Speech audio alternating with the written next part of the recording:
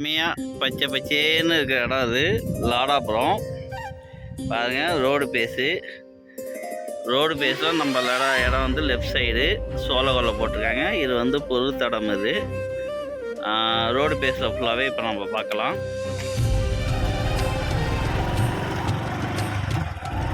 Right side வந்து பாக்கு மரம் வாழை மரம்லாம் போட்டு பச்சை பச்சேன்னு செழிப்பான ஏரியாங்க. தண்ணிக்கு பஞ்சமே இல்லை.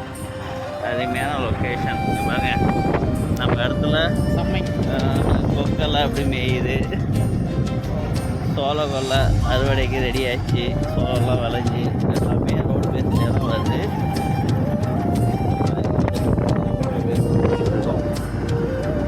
ரைட் சைடு பார்த்தா பார்க்கணும், லெஃப்ட் சைடு பார்த்தா சோளக்கொல்லை நம்மளோட இடம் தான்.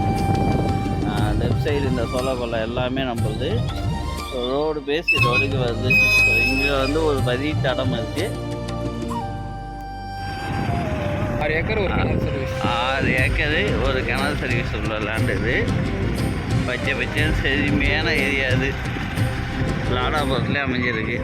பார்த்துங்க, லாடாபுரம் மயிலுத்து போகிற வழி. ஓகே, இல்லை எனக்காக ரெஃபரன்ஸ் பேசிக்கிட்டு மயிலுத்து போகிற வழியில் நல்லா அருமையான லேண்ட் இது. 6 ஏக்கர் பாருங்க. கிணறு சர்வீஸு, சோளக்கொல்லை இதெல்லாம் கொஞ்சம் ஃப்ரீயாக இருக்குது. இப்போ இது எல்லாமே பொது தடத்தில் போயிட்டுருக்கோம். சைட்லேயே வந்து ரோடு இருக்குது.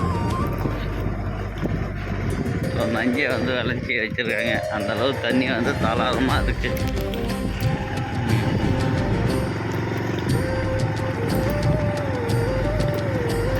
எதோ இருக்கீங்க சார் அந்த பக்கம்? அங்கே ஓட்டி போட்டிருக்கோம் அந்த புழுதி எல்லாம். ஓ,